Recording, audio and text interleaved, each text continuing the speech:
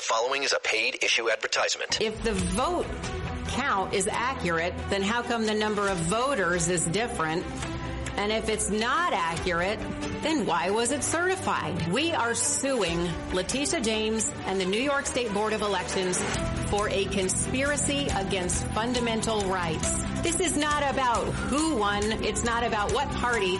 It's about the fact that they don't care about your rights. Paid for by RealAmerica.vote, a DBA of New York Citizens Audit Civic Fund, Incorporated. Go to RealAmerica.vote. Katz and Cosby on the Red Apple Podcast Network.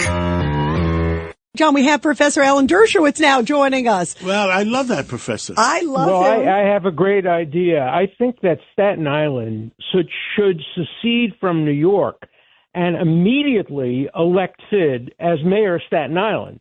So then we get a competition between Staten Island, New York. All the corporations are going to move to Staten Island, and it's going to become the greatest place in the Northeast. I love it. The Mecca of Staten Island. What do you think? What do you think, Judge Weinberg? What do you think? I want to switch to Virginia. Can I switch to Virginia? No, we're saying no, but go ahead. Go to Virginia. We can get to Virginia. Virginia is the easiest case going.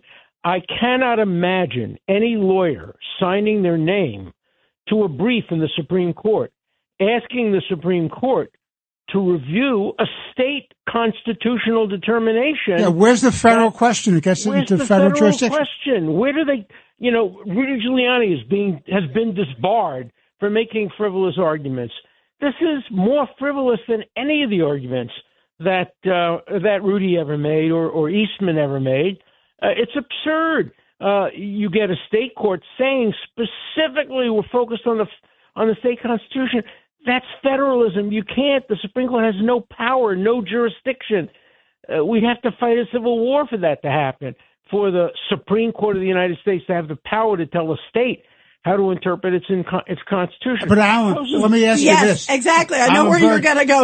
Look, the judge loves this. He's hopping out of his seat.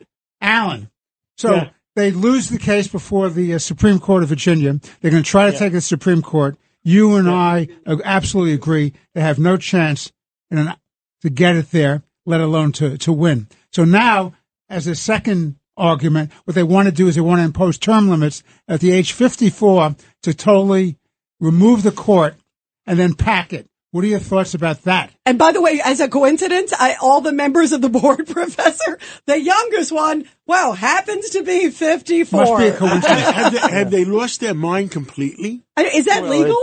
Right. No, of course not. The Constitution provides that the justice of the Supreme Court shall serve during good behavior. Now, I think a justice of the Supreme Court can be impeached. No, I'm talking about Virginia. This is Virginia's Supreme Court. Yeah, but I'm sure they have very similar rules, comparable rules. But the idea that you can somehow, term limit judges that way, the term limits have been upheld, and age limits have been upheld at age 70 or whatever. But age 54, which means that Ruth Bader Ginsburg never would have gotten on the Supreme Court. Justice Holmes, I think, wouldn't have made it on the Supreme Court. Some of the greatest justices, obviously served into their 80s and 90s. So, we're playing politics with the court. What I'm looking at is to see whether any of the three liberal justices, particularly Brown, would have the chutzpah to say, well, I would vote for certiorari.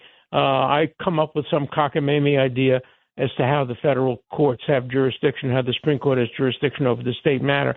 I mean, it should be 9-0 with a rebuke to the lawyers for bringing the case.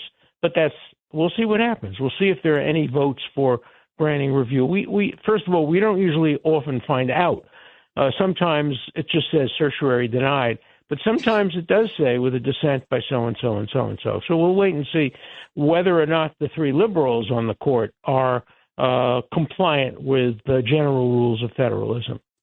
Professor Dershowitz, we had, sadly, a second really out-of-control protest at a Jewish facility. This one happened last night in Brooklyn. And the images were really bad, like where they were pushing police. You see these all masked, of course, these protesters. Well, I have to tell you, I just want to interrupt. Yeah, go ahead. I went to a funeral today of a dear friend of mine, Abe Foxman. You may know. Oh, yes, of course, a legend. He was the head of the Anti-Defamation League. We've worked together for 40 years.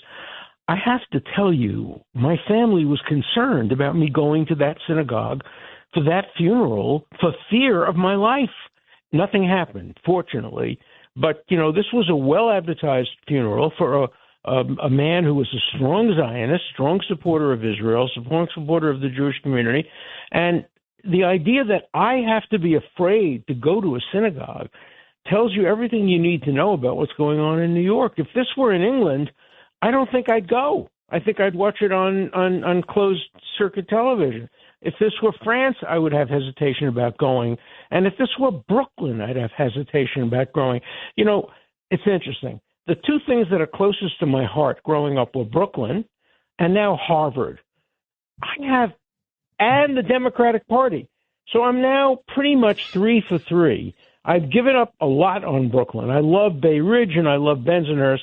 But downtown Brooklyn and, Brooklyn Heights and the co-ops and all of that, you can have that part of Brooklyn back. Harvard, I have no feeling of warmth toward Harvard today. And the Democratic Party, of course, I've left. So, I feel a little bit homeless and a little bit that my past has abandoned me, and many others feel the same way. Yeah, that's heartbreaking. Well, we have former Brooklyn GOP chair Craig Eaton. Professor, I still live in Brooklyn. I live in Bay Ridge. I've been there 35 years. But Bay Ridge is a good part of Brooklyn and Bensonhurst and parts of Flatbush. But don't tell me that Park Slope is today a good place. What do you think about that? These people who are really Manhattanites who have moved to Brooklyn to take over. And to turn it into a radical left-wing place. Well, the temperatures are really running high in Brooklyn. In Bay Ridge, for example, Fifth Avenue in the 70s is the largest Muslim population in the entire city. I mean, from the 50s all the way to the 80s now on Fifth Avenue. But I know, and a lot it's of still also safe. Chinese, it's still safe. a lot of Asians, and it's good. Yeah. And I think they're much better off there than in the fancy parts of, where I was born in Williamsburg. I was born probably in a house, a 3-family house on U Street. Probably was worth $2,000. It's probably worth $5 million now. It's, Williamsburg has become very, very fancy. And 2 groups of people largely live there, the Hasidim, and then the very hard left people who are intolerant toward people who are different from them. So, Brooklyn is a mixed place, but boy, very different from when I grew up, where there were just wonderful neighborhoods. People could walk on the street, and people got along. We played basketball against each other, and we flirted with each other's girlfriends. Sometimes got into a fist fight over that. I was the worst, What about, though, the protests that have been taking place there? I mean, this was terrible. They were waving Hezbollah flags last night. And I was watching some of these images today. Can you imagine that? You bring in immigrants, but these are not immigrants. It goes back to my immigrants and migrants. You bring in migrants, and they're waving the flag of another country. Not just of another country, of a terrorist group. And of a terrorist group that says we want to destroy America, that America is the big Satan. Remember, Hezbollah is Iran. There's no difference. They just spell the words differently. But Hezbollah is a wholly owned subsidiary of Iran, as is Hamas and as are the Houthis. And so, that's why this war in Iran cannot end with these mullahs still in control of, because they're exporting their terrorism to Brooklyn, and they're exporting their terrorism all over the world. And that can't be tolerated. That's why I think President Trump has to really bite the bullet and make regime change more possible. I think there are things that can be done to make it more likely. And before we let you go, Professor Dershowitz, you brought up Harvard. This is so horrible, this case yesterday of this guy who opened fire in Cambridge, Massachusetts, literally firing at cars and people. I think he got off like 50 plus rounds. seriously injured 2 people. And when you look at the background, Professor Dershowitz, he was charged with trying to kill a cop a couple years ago, and he served 5-6 years. Prosecutors wanted to give him 12. He only got. What is going on with these judges? Well, the Massachusetts has become a very, very radical place. They have a very radical governor, very radical mayor in Boston. The congresswoman from Cambridge, where I lived for 50 years, is a complete crazy radical, part of that whole squad business. And so, I'm glad I moved out of Cambridge. I lived there 50 years. I'm much happier in New York and in Florida. So that's where I intend to spend the rest of my life, in Florida and New York in the spring. But I think a lot of people are being driven from New York to Florida. And, that's understandable in light of what's going on. But when Sid becomes mayor, they're all going to come back. Yeah, that's true. They'll flock back. Back. Professor, one of the things that happened here was one of the, Tim Shee's also looking at Senator Tim Shee of Montana is looking at maybe some legislation to hold judges accountable civilly. If they overreach or if they don't do anything, they give somebody a slap on the wrist. Is that even conceivable? It's very unlikely. The Supreme Court, in a decision some years ago, ruled, without real legislation, ruled that judges have a very high degree of immunity. You can't imagine how bad that case was. In that case, a Southern man told his 16-year-old daughter that she needed an appendectomy, and without her knowing it, while she was unconscious, he had the doctors tie her tubes so she couldn't have babies because she was going out with a man that the father didn't approve of. Oh, my God. And the judge went along with it. The judge secretly went along with this, and when the girl grew up and found out she couldn't have babies, she sued the judge, and the Supreme Court held the judge was immune even from that. And my God. Judges are above the law today under Supreme Court decisions. So I don't think we're going to get very far. Judge Weinberg is celebrating on the across the way from us. Well, he's a retired That's judge. right. He doesn't have Thank immunity. You. Thank you. In my next life, when I come back, I'll worry about it. Because he does the right thing. He doesn't need immunity. You only need immunity if you're a bad guy. Exactly. Well, we talk about that. I mean, we have so many judges that are letting people out, and the people that they're letting out are bad criminals, and they're going out and killing other people. And if you don't let them out, the judge apologizes to them for keeping them in, the way the judge in the District of Columbia apologized to the guy who tried to kill the journalist and the president.